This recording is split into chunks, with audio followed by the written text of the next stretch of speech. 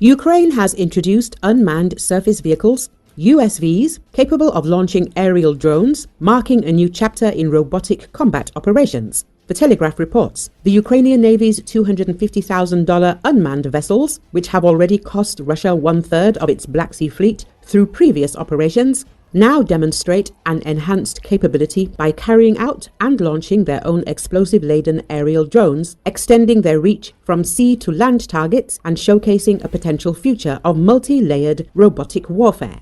The innovative system made its combat debut last month during a Ukrainian Navy raid on Russian-occupied oil platforms in the Black Sea. These 18-foot drone boats had multiple first-person view FPV unmanned aerial vehicles, each carrying explosive payloads. The FPV drones, each weighing just a few pounds and ranging 5 miles or so, lend the robotic boats their first land attack capability. According to the report, the system demonstrated its effectiveness when the deployed UAVs successfully struck Russian surveillance equipment and personnel on the platforms. The Ukrainian Navy has continued to refine this capability with subsequent strikes on January the 6th and 8th, targeting Russian air defense vehicles along the Crimean coast, resulting in at least 3 destroyed vehicles. This development is part of Ukraine's broader maritime strategy, which has already proven effective against the Russian Black Sea Fleet. Previous USV operations have resulted in the sinking of multiple Russian vessels, including a corvette, a landing ship, a patrol boat, and a tugboat, while also damaging the strategic Kerch Bridge. The evolution of these vessels has been rapid, with recent additions including defensive armaments such as guns and anti-aircraft missiles. In a historic first, a Ukrainian USV successfully shot down a Russian helicopter around New Year's Eve. Looking ahead, Ukrainian forces are exploring even more advanced configurations. Having already demonstrated the capability to launch drones from aerial mothership drones, they may soon deploy this technology from their USVs, creating what could be described as a drone-drone carrier-carrier. These innovative drone carriers represent a cost-effective solution to maintain maritime combat capabilities for Ukraine, which has limited access to traditional naval assets due to the closure of the Bosporus Strait to warships. Despite high loss rates to Russian defenses, the successful operations of these vessels have contributed to the Russian Black Sea Fleet losing approximately one-third of its pre-war ships over nearly 3 years of conflict.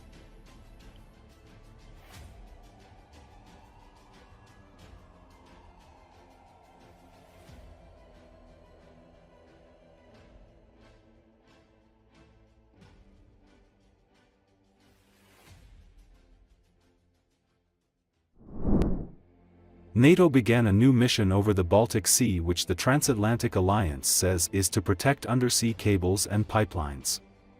According to Associated Press, the operation follows a string of incidents that have heightened fears of Russian sabotage and spying in the strategic region. A French Navy maritime surveillance aircraft cruised for hours Thursday above the Baltic Sea for NATO's Baltic Sentry mission. It took off early in the morning from its home base in Lorient, western France, and returned 15 hours later. The mission also included a refueling stop in Hamburg, Germany. They were looking for any suspicious activity around the dense networks of power and communication cables and pipelines that crisscross the Baltic. The flight commander, Lieutenant Albin, broadcast over an open channel to the ships below, to inform their crews that the plane was watching from the skies above.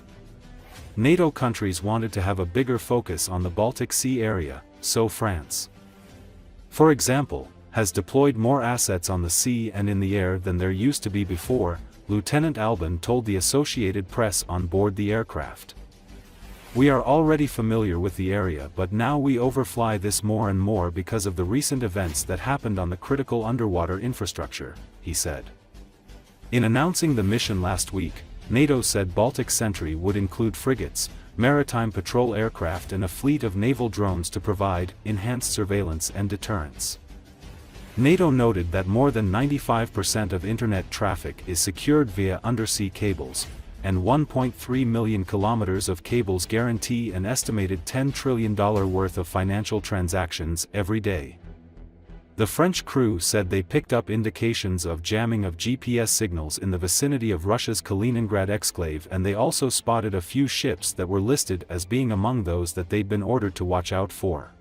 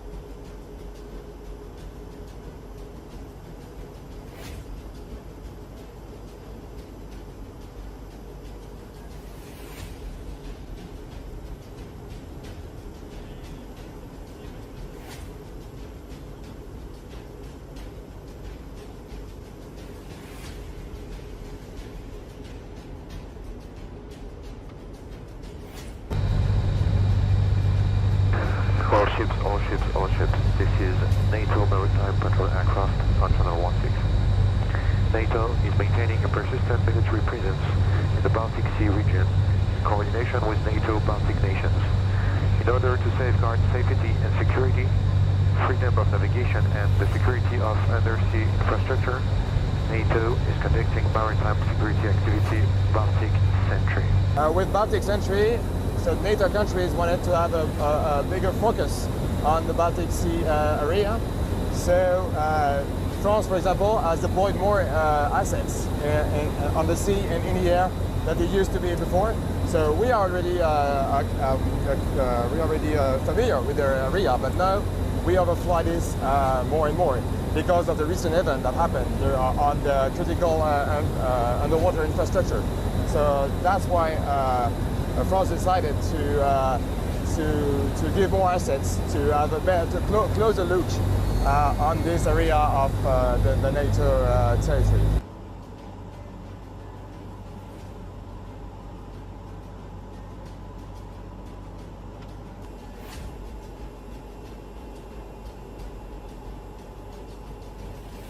We cannot for sure determine if there is sabotage or not, because as you can see we're in the aircraft and it's happening under the sea, so we can't look at this. But what we can look at is all the commercial activity, the shipping activity in the vicinity of this critical infrastructure.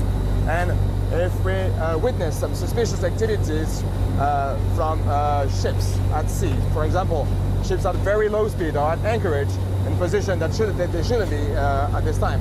So this is something we can see, and we can have a very close look with our sensors to see what's happening on board the ships.